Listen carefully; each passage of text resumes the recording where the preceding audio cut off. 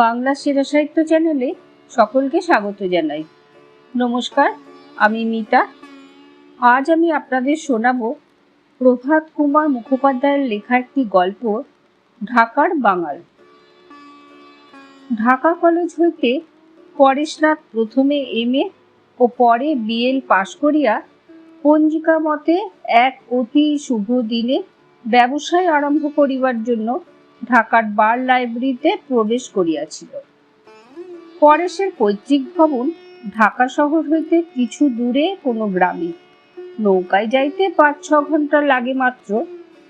উকিল হইয়াও পরেশ প্রথমে নিজ স্বতন্ত্র বাসা করে নাই, কারণ তাহার হাতে এই পরিমাণ মজুর টাকা ছিল না যে ওকালতির অনশনকাল কাটাইয়া ওঠে। তাই সে মেসের বাসাতে থাকিয়ায় শেয়ারের ছক্কর গাড়ি আরোহণে আদালতে বাহির হইতে লাগিল। পরেশনাথের বয়স এ সময় ২৫ বৎসর মাত্র। গৌরবর্ণ যুবা, দিব্য সুঠাম চেহারা। পড়াশুনো বেশ ভালোই রকমই করিয়াছে এবং এখনো করিয়া থাকে, কিন্তু হইলে কি হইবে? যাহাকে বলে সে একটু মুখ চোরা।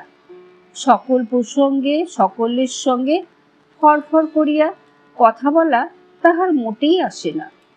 ইহাও একটা কারণ বটে। দ্বিতীয় কারণ, এখানে তাহার কোনো সহায় ছিল না।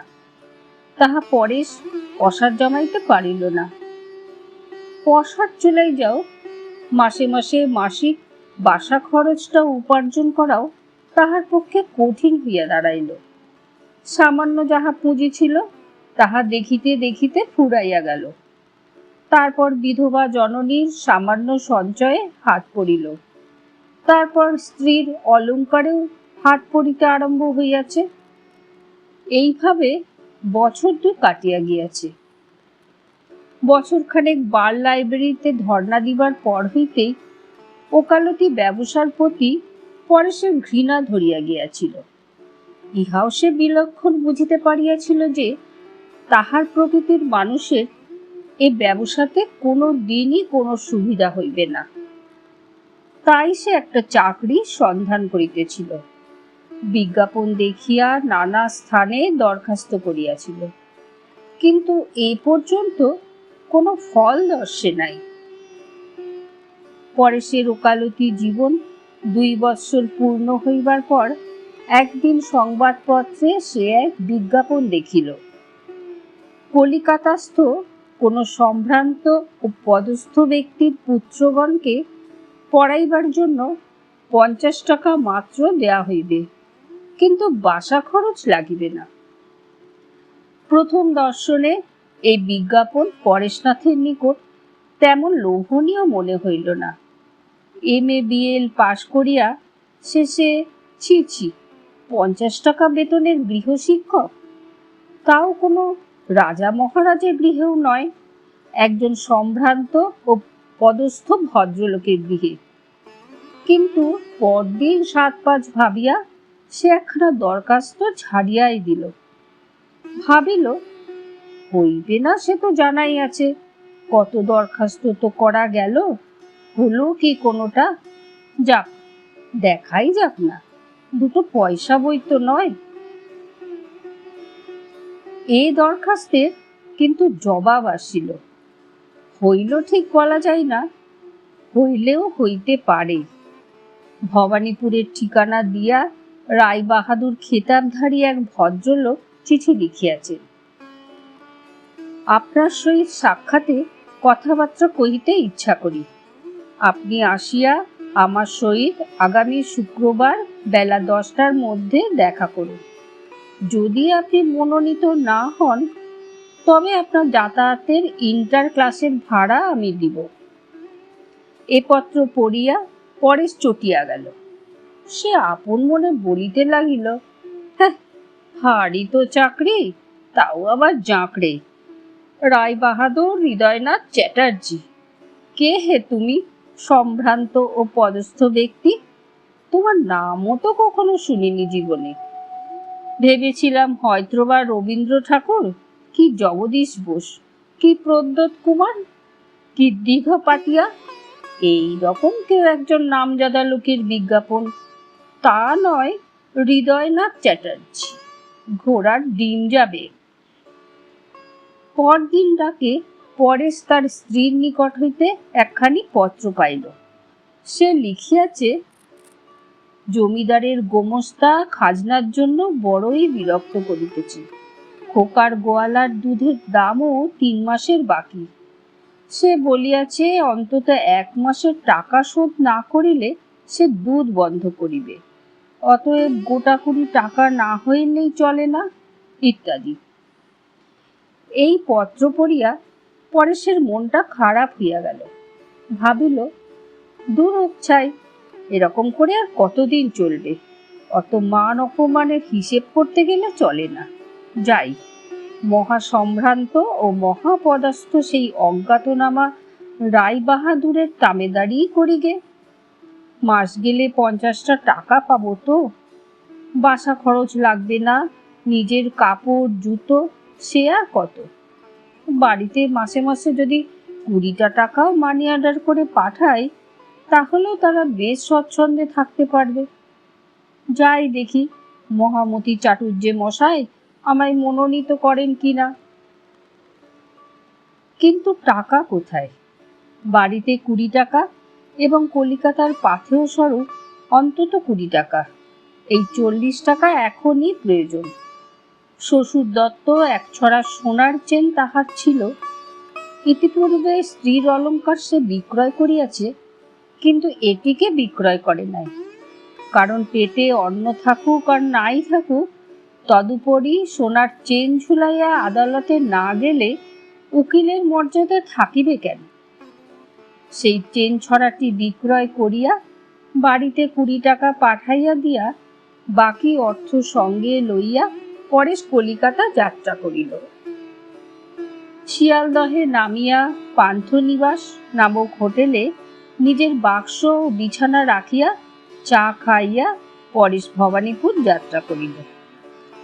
নির্দিষ্ট ঠিকানায় গিয়া দেখিল বাড়িটি বড় মানুষী ধরনেরই বটে।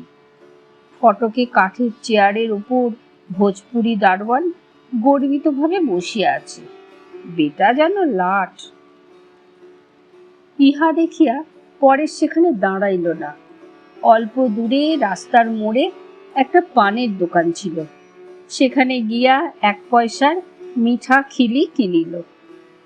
1.5 পয়সা দিয়া একটা কাঁচি সিগারেট কিনিয়া তাহা ধরাইয়া পানওয়ালাকে জিজ্ঞাসা করিল, ওই যে বড় বাড়ি ফটকের দারোয়ান বসে আছে, ও কার বাড়ি হে? পানওয়ালা বলিল, জানেন না বাবু, উনি রায়বাহাদুর হৃদয় বাবু। ওই যে চিড়িয়াখানার কাছে ছোটলাট সাহেবের কুঠি আছে না, উনি সেই কুঠির ম্যানেজার, মস্ত লোক। ও বলিয়া পরেশ তার ধীর পদে সেই বাড়ির দিকে ফিরিয়া আসিয়া দারোয়ান হস্তে রায়বাহাদুরের চিঠিখানি পাঠাইয়া দিল। ক্ষণকাল পরেই তাহার ডাক পড়িল। পাজামা স্যুট পরিয়া রায়বাহাদুর ড্রয়িং রুমে বসিয়া গুড়গুড়িতে তামাক সেবন করিতে করিতে খবরের কাগজ পড়িতেছিলেন। চোখে সোনার চশমা, বয়স তাহার 50-এর উপরে উঠিয়াছে, দেহকাঠি স্থূল, বর্ণটি খুব উজ্জ্বল শ্যাম, প্রায় গৌরবর্ণ বলিলেই হয়। পরেশনাথ প্রবেশ করিতেই তিনি তাহার সহিত শেক হ্যান্ড করিয়া বলিলেন, বসুন। পরেশ বসিলে রায়বাহাদুর তাহার প্রতি নিবিষ্ট মনে কিছুক্ষণ চাহিয়া রহিলেন। তাহার পর কথাবার্তা আরম্ভ হইল। রায়বাহাদুর পরেশের আবেদন পত্রখানি বাহির করিয়া তাহার উপর একবার চোখ বুলাইয়া জিজ্ঞাসা করিলেন, আপনি MA BL পাশ করেছেন? ঢাকাতে প্র্যাকটিস করেন লিখেছেন। বিশেষ সুবিধে হয়নি তা অবশ্য বুঝতেই পারছি, কিন্তু তাহলেও 50 টাকা মাইনেতে কি আপনার চলবে? এতে কি আপনি সন্তুষ্ট থাকতে পারবেন? পরেশ সবিনয়ে উত্তর করিল, আগে তা পারবো, কেননা আমার অভাব কম। ও, সে ভালো বলিয়া রায়বাহাদুর গুড়গুড়ির নলটায় 2-4 টান দিলেন। পরে জিজ্ঞাসা করিলেন, আমি 24 ঘন্টার লোক চাই, এখানে আপনার থাকতে কোনো অসুবিধা হবে না তো? পরেশ বলিল, আগে অসুবিধে হবে কেন? আমি যদি আপনাকে মনোনীতই করি, কবে আপনি জয়েন করতে পারেন? যবে বলবেন। একবার আমায় ঢাকায় যেতে হবে, সেখানকার বাসা তুলে দিয়ে দেশে গিয়ে মার সঙ্গে একবার দেখা করেই চলে আসতে পারি। দেশে আপনার মা আছেন বুঝি? আচ্ছা, বেশ। যতগুলি দরখাস্ত এসেছিল তার মধ্যে থেকে বেছে বেছে আমি যাদের ডেকেছিলাম তাদের প্রায় সকলের সঙ্গেই দেখা করা হয়ে গেছে। আপনি আজ এলেন, আর 2জন মাত্র বাকি, তাদের কাল ডেকেছি। তাদের সঙ্গে দেখা হয়ে গেলেই পরশু আমি স্থির করব কাকে পদ দেব। আপনি কি করবেন? এ 2 দিন কি কলকাতাতেই অপেক্ষা করবেন? পরেশ বলিল, আপনি যা বলবেন। আমি তবে আপনাকে স্পষ্টই বলি, পূর্বে যতগুলি লোক এসেছিলেন তাদের সকলের চেয়ে আপনাকেই আমি বেশি যোগ্য মনে করি। কাল যে 2জনের আসবার কথা আছে তাদের অবশ্য এখনো দেখিনি। এই সময় একটি 12-13 বৎসরের সুন্দরী মেয়ে, অঙ্গে তার ইংরাজি ফ্রক, রুখু এলোচেলো চুল ফিতায় বাঁধা, লাফাইতে লাফাইতে সেই ঘরে প্রবেশ করিল এবং আগন্তুকের প্রতি দিকপাত না করিয়া রায়বাহাদুরের গলাটি জড়াইয়া অনুচ্চ স্বরে বলিল, ড্যাডিমণি, আজ তো ফান ফ্রাইডে, আজ কি আমরা বায়োস্কোপে যাব? পরেশ মনে মনে বলিল, মলজা, ধেরেকেষ্ট মেয়েটার রকম দেখো, আবার ড্যাডিমণি, ইঙ্গবঙ্গ এই জন্যেই বলে বোধহয়। রায়বাহাদুর কন্যার পৃষ্ঠে আদরের মৃদু আঘাত করিতে করিতে বলিলেন, যাবি তো পাগলি?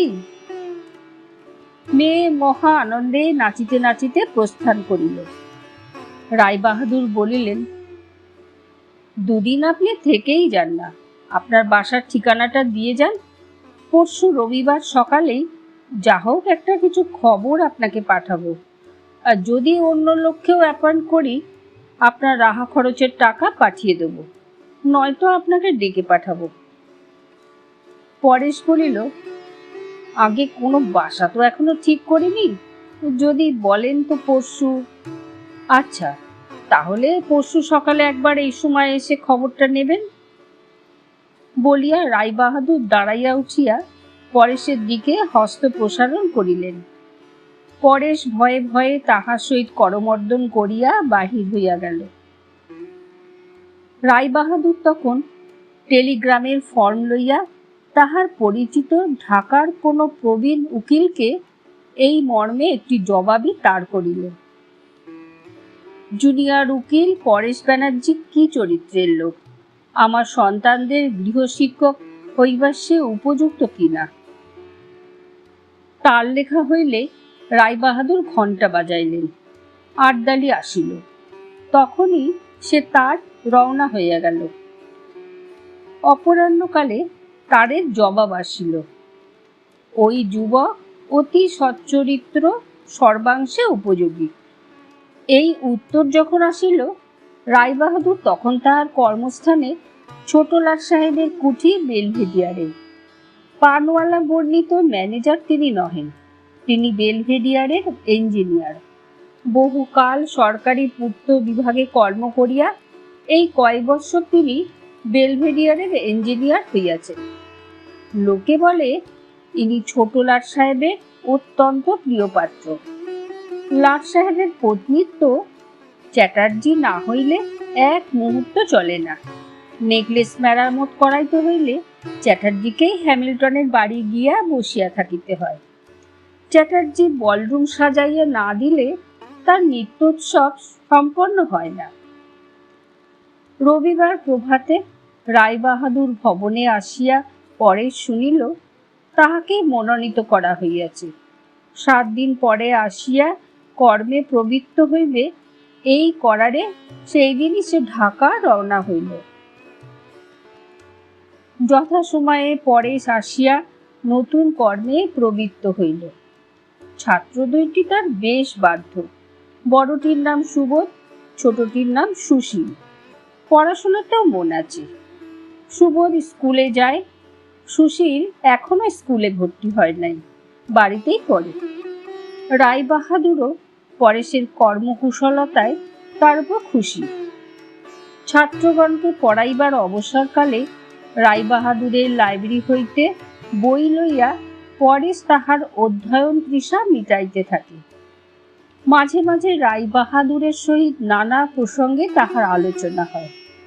রায়বাহাদুর তাহার বিদ্যায় পরিচয় পাইয়া ক্রমশ তাহার প্রতি শ্রদ্ধা সম্পন্ন হইয়া উঠিতে লাগিলেন। আহারাদির ব্যবস্থা ভালো, ইহাদের ব্যবহার ভালো, অর্থচিন্তা নাই। পরেশ বেশ আরামেই দিন কাটাইতে লাগিল।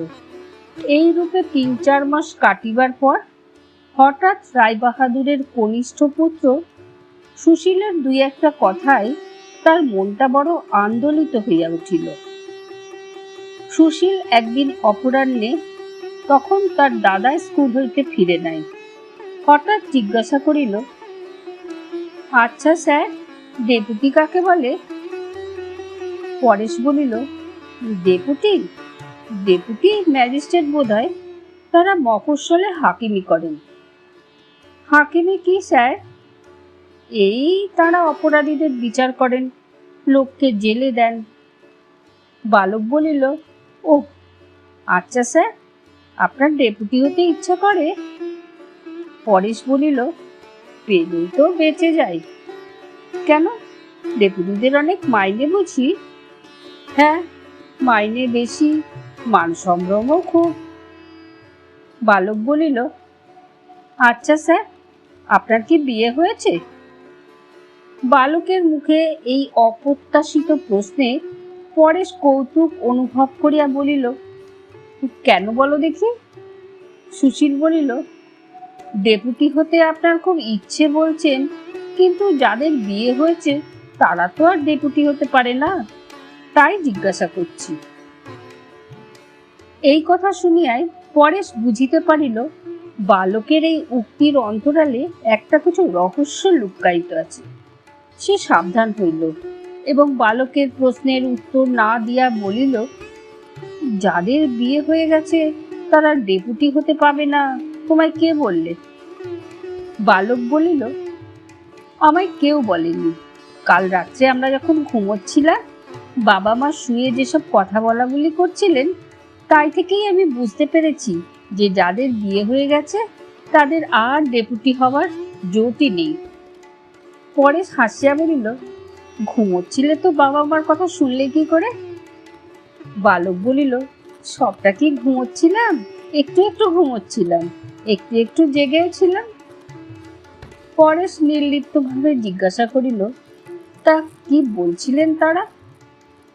মা বলছিলেন, পরেশ ছেলেটি তো দেখতে শুনতে বেশ, স্বভাবটিও ভালো, ওর বিয়ে হয়ে গেছে কিনা খোঁজ নাও না। যদি না হয়ে থাকে, লাট সাহেব তো তোমার হাত ধরা, তুমি কি আর ওকে একটা ডেপুটি করে দিতে পারো না? বাবা বললেন, তা পারবো না কেন, বোধহয় পারি। আচ্ছা, কাল পরেশকে জিজ্ঞাসা করব। পরেশ বলিল, আর কি বলছিলেন তারা? বালক বলিল, আরো বাবা কি কি বললেন আমি ভুলে গেছি স্যার।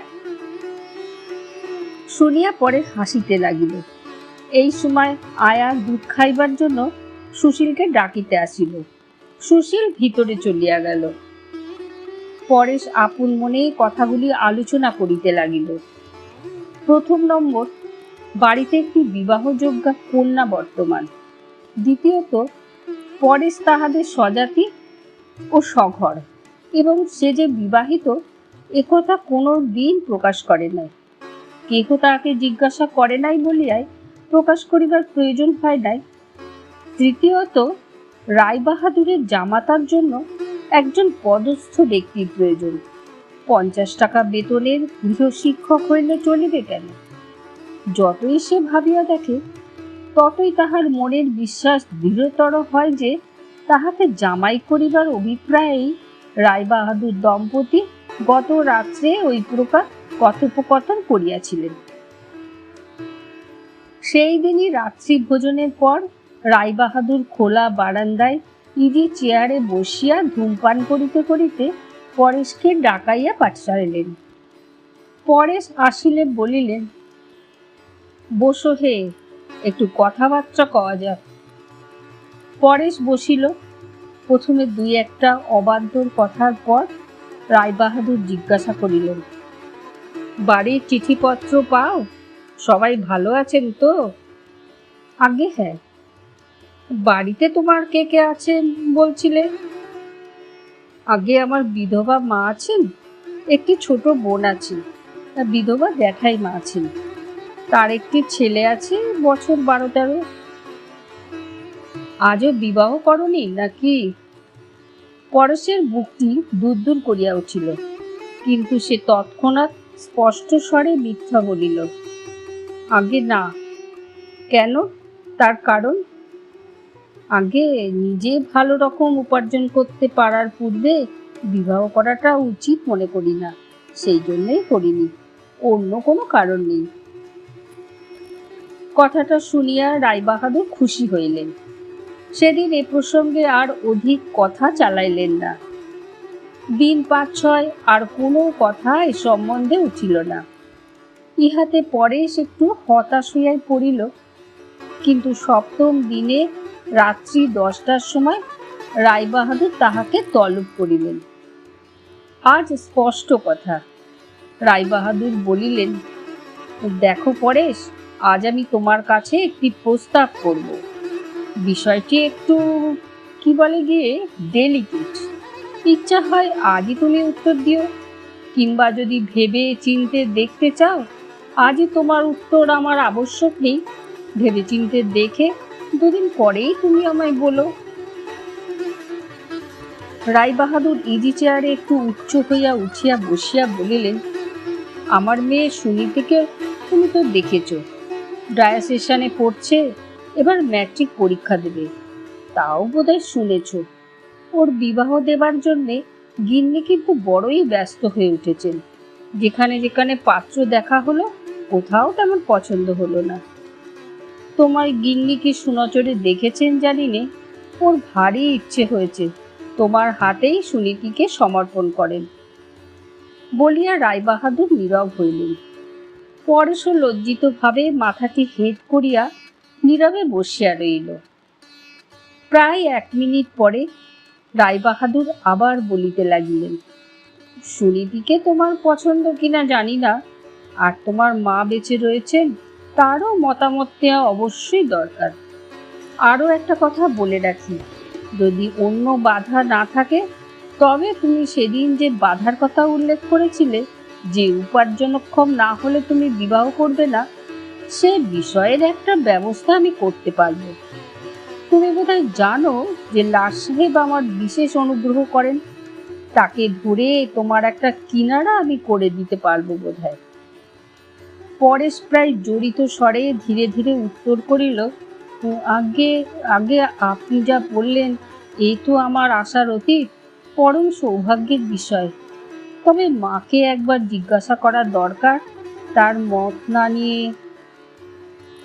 রায়বাহাদুর বাধা দিয়া বলিলেন, সে তো নিশ্চয়ই, আমি তো তা আগেই বলেছি। তুমি তাকে চিঠিতে সব কথা লেখো, কিংবা না হয় বাড়িয়ে যাও, মুখে তাকে সব কথা বলো। আর তিনি যদি মেয়ে দেখতে চান, তাকে সঙ্গে করেও এখানে আনতে পারো। পরেশ বলিল, আগে সেই বোধহয় ভালো হবে। বেশ, তবে তাই যাও। কথাটা পাকা হয়ে গেলেই তোমাকে আমি লাট সাহেবের কাছে নিয়ে যেতে চাই। পরেশ কি বলিবে স্থির করিতে না পারিয়া কেবলমাত্র বলিল, আগে হ্যাঁ, আপনার যথেষ্ট অনুগ্রহ। পরদিনই সন্ধ্যার ট্রেনে পরেশ ঢাকা যাত্রা করিল। এখানে চাকরি করিতে করিতে আরো 2 বার সে বাড়ি গিয়াছিল। শিয়ালদহে গিয়াছিল, ভাড়াটিয়া অশ্বজানে। এবার রায়বাহাদুরের নিজের মোটর গাড়ি তাহাকে স্টেশনে পৌঁছিয়া দিয়া আসিল।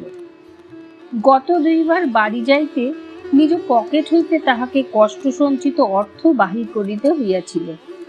এবার কিছু লাভ হইল। রায়বাহাদুর শতপ্রবৃত্ত হইয়া তাহাকে 2য় শ্রেণীতে যাতায়াতের ভাড়া দিয়াছিলেন। পরেশ কিন্তু শিয়ালদহে গিয়া ইন্টার ক্লাসের টিকিটই খরিদ করিল।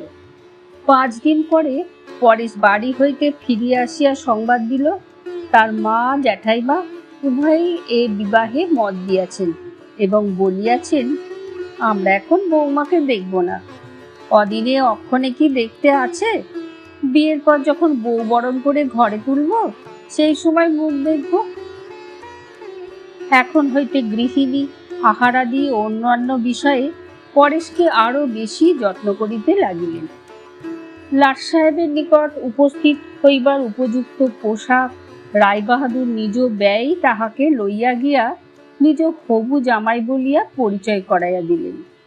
লাট সাহেব সহাস্য বদনে পরেশের সহিত করমর্দন করিয়া তাহার সহিত কথাবার্তা কহিলেন। বিদায় গ্রহণ কালে পরেশের সাক্ষাতেই তিনি রায়বাহাদুরকে বলিলেন, বেশ উজ্জ্বল বুদ্ধি যুবক, দেখি আমি উহার জন্য কি করিতে পারি। মাসখানেকের মধ্যেই বার্ষিক ডেপুটি মনোনয়নের সময় উপস্থিত হইল। গেজেট হইবার পূর্বেই পরেশ জানিতে পারিল শিক্ষানবিশ ডেপুটিদের তালিকায় তাহার নাম উঠিয়াছে এবং আলিপুর আদালতে তাহাকে কর্মশিক্ষা করিতে হইবে। কিছুদিন পরেই ধরাচূড়া বাঁধিয়া পরেশ আদালতে যাইতে আরম্ভ করিল। রায়বাহাদুর গৃহেই এখনো সে বাস করে এবং পূর্বমতই তাহার পুত্রগণের শিক্ষকতা করিয়া থাকে। সুনীতি আর তাহার সামনে বড় আসে না, যদিও এখনো সে ফ্রক ছাড়িয়া শাড়ি ধরে নেয় এবং ডায়াসেশনে গাড়িতে নিয়মিতভাবে স্কুলে যায়, তথাপি বরকে লজ্জা করিবার বংশানুক্রমিক প্রথা সে পরিত্যাগ করিতে পারিল না। এপ্রিল মাসে সুনীতির ম্যাট্রিক পরীক্ষা হইবে। মে মাসে পরেশের ডেপুটি পদে পাকা হইবার কথা, তাই জ্যৈষ্ঠ মাসের শেষাশেষি বিবাহ হইবে, এইরূপে প্রায় স্থির আছে। সুনীতির পরীক্ষা হইয়া গেল, লিখিয়াছে ভালো, পাশে নিশ্চয়ই হইবে। জ্যৈষ্ঠ মাসের প্রারম্ভে কিন্তু হঠাৎ এক অঘটন ঘটিল। বেলভেডিয়ারে রায়বাহাদুরের নিকট টেলিফোনে সংবাদ গেল, এজলাসে বসিয়া কাজ করিতে করিতে হঠাৎ পরেশের ফিট হইয়াছিল। চেয়ার শুদ্ধ হুড়মুড় করিয়া সে পড়িয়া যায়। ভবানীপুরের ডাক্তার যতীন ঘোষ সেদিন ঘটনাক্রমে কোনো মোকদ্দমার সাক্ষী স্বরূপ আদালতে উপস্থিত ছিলেন। খাস কামরায় লইয়া গিয়া তিনি রোগীর চিকিৎসা ও শুশ্রূষা করিয়াছেন। শুনিয়া রায়বাহাদুরের মাথায় তো বজ্র ভাঙিয়া পড়িল। তিনি তৎক্ষণাৎ মোটর ছুটাইয়া আদালতে গেলেন। পরেশ তখন কতকটা সুস্থ হইয়া চেয়ারে বসিয়াছেন। ডাক্তারবাবু তাহার নাড়ি পরীক্ষা করিতেছেন। রায়বাহাদুর জিজ্ঞাসা করিলেন, ব্যাপার কি ডাক্তারবাবু? ডাক্তারবাবু রায়বাহাদুরকে চোখ টিপিয়া বলিলেন, বিশেষ কিছু নয়, বড় গরম পড়েছে কিনা তাই ফিট হয়েছিল। এখন বিশেষ কোনো আশঙ্কা আছে কি? না, উপস্থিত কোনো আশঙ্কা নেই। রায়বাহাদুর পরেশকে এবং ডাক্তারকে নিয়ে মোটরে তুলিয়া লইয়া বাড়ি আসিলেন। পরেশকে বিছানায় শোয়াইয়া তার শুশ্রূষার ব্যবস্থা করিয়া ডাক্তারকে আড়ালে লইয়া গিয়া জিজ্ঞাসা করিলেন, কি হে, ব্যাপার কি বলো দেখি? ডাক্তারবাবু মুখ গম্ভীর করিয়া বলিলেন, ব্যাপার গুরুতর, এ যে সে মূর্ছা নয়, মৃগী রোগ। বলো কি?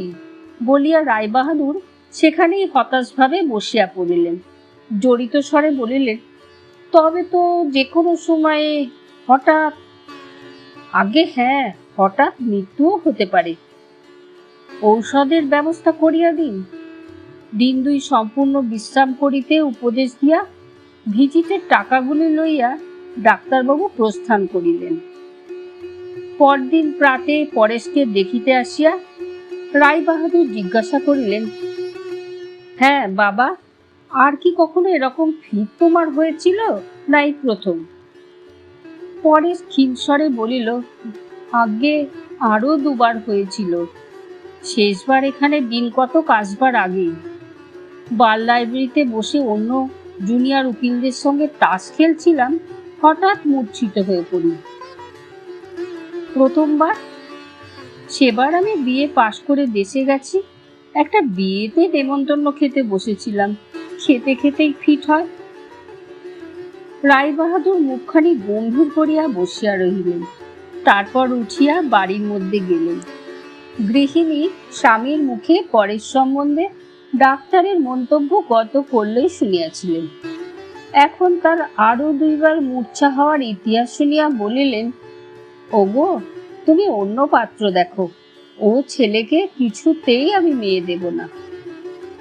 পরে সুস্থ হইয়া আবার আদালতে বাহির হইতে লাগিল। রায়বাহাদুর একদিন অবস্থা বুঝিয়া মিষ্ট কথায় স্নেহপূর্ণ ভাষায় তাহার পূর্ব প্রস্তাব প্রত্যাহার করিয়া লইলেন। পরেশ দুঃখিতভাবে বলিল, আগে আমি নিজেই আপনাকে জানাবো ভেবেছিলাম। যতীনবাবু ডাক্তারও আমাকে বলেছেন এই অবস্থায় বিবাহ করা কিছুতেই আমার উচিত নয়। এই কথোপকথনের অল্পদিন পরেই পরেশের বদলির সংবাদ গেজেটে প্রকাশিত হইল। ভিতর ভিতর রায়বাহাদুরই কল টিপিয়াছিলেন সন্দেহ নাই। রায়বাহাদুর অন্য পাত্রে কন্যা সম্প্রদান করিলেন। ছেলেটি শিবপুর ইঞ্জিনিয়ারিং কলেজে পড়িতেছিল। শাসালো শ্বশুর দেখিয়া বিলাত যাইতে চাহিল এবং মাস দুই পরেই শ্বশুরের টাকায় বিলাতে ইঞ্জিনিয়ারিং পড়িতে চলিয়া গেল। ডেপুটি পদে পাকা হইয়া পরেশ টাঙ্গাইল মহকুমার সেকেন্ড অফিসার স্বরূপ বদলি হইল। প্রথম প্রথম রায়বাহাদুর পরেশের সংবাদ লইলেন, ক্রমে সেটা কমিয়া গেল, শেষে বন্ধই হইয়া গেল। বৎসর খানেক পরে পরেশের সাব ডিভিশনাল অফিসার প্রবোধবাবু ছুটি লইয়া কলকাতায় আসিলেন। একদিন রায়বাহাদুরের সহিত তাহার আলাপ হইল। টাঙ্গাইলে ছিলেন শুনিয়া রায়বাহাদুর তাহাকে পরেশের খবর জিজ্ঞাসা করিলেন। প্রবোধবাবু বলিলেন, হ্যাঁ, পরেশ সেখানে বেশ আছে, রাজকর্ম করছে, এই কিছুদিন হলো সেকেন্ড ক্লাস পাওয়ার পেয়েছে। রায়বাহাদুর জিজ্ঞাসা করলেন, বিবাহ করেছে? হ্যাঁ, করেছে বই কি। ছেলে পিলে কিছু হয়েছে নাকি? হ্যাঁ, তার একটি ছেলে একটি মেয়ে। বিবাহই বা করিল কবে, আর বছর না ঘুরিতেই একটি ছেলে একটি মেয়ে? সবিস্ময়ে রায়বাহাদুর জিজ্ঞাসা করিলেন, কত বড় ছেলে মেয়ে? ছেলেটি বড়, বছর 6 হবে, মেয়েটি বছর খানেকের। রায়বাহাদুর শুনিয়া অত্যন্ত বিস্মিত হইলেন, কিন্তু মনের বিস্ময় মনে গোপন করিয়া বলিলেন, বেশ বেশ। অল্পক্ষণ নীরব থাকিয়া জিজ্ঞাসা করিলেন, পরেশের এখন স্বাস্থ্য কেমন? প্রবোধবাবু বলিলেন, স্বাস্থ্য ভালোই। সেখানে কোনোদিন তার ফিট হয়েছিল? না, ফিট হবে কেন? রায়বাহাদুর বলিলেন, এখানে যখন ছিল তখন একদিন এজলাসে বসে তার ফিট হয়েছিল। প্রবোধবাবু বলিলেন, না, সেখানে কোনোদিন তো ফিট হতে দেখিনি তার। রায়বাহাদুর একটু গোপন অনুসন্ধান করিয়া জানিতে পারিলেন, জ্যোতির ডাক্তার, যিনি আলিপুরে পরেশের ফিটের দিন চিকিৎসা করিয়াছিলেন, তিনি পরেশের স্বগ্রামবাসী ও সতীর্থ, এবং পরেশ এখানে থাকাকালীন সে প্রায়ই তার বাড়িতে গিয়ে আড্ডা দিত। রায়বাহাদুর পরেশ ঘটিত সমস্ত খবরগুলি তাহার গৃহিণীর নিকট প্রকাশ করিলেন। গৃহিণী বলিলেন, এখন বুঝতে পারা যাচ্ছে ও ফিট সবই মিথ্যে, নিজের কাজটি বাগিয়ে নিয়ে কেবল বিয়েটা বন্ধ করবার জন্যই ওই কৌশল করেছিল। রায়বাহাদুর বলিলেন, আমরা গর্ব করে থাকি আমরা কলকাতার লোক ভারী চালাক, কিন্তু ঢাকার বাঙালটা এসে আমাদের কি ঠকানটাই না ঠকিয়ে গেল, বলো দেখি। ধন্যবাদ। গল্পটি যদি আপনাদের ভালো লেগে থাকে তাহলে লাইক করুন, কমেন্ট করুন, শেয়ার করুন, সাবস্ক্রাইব করুন আর ডান দিকের বেল আইকনটি প্রেস করুন।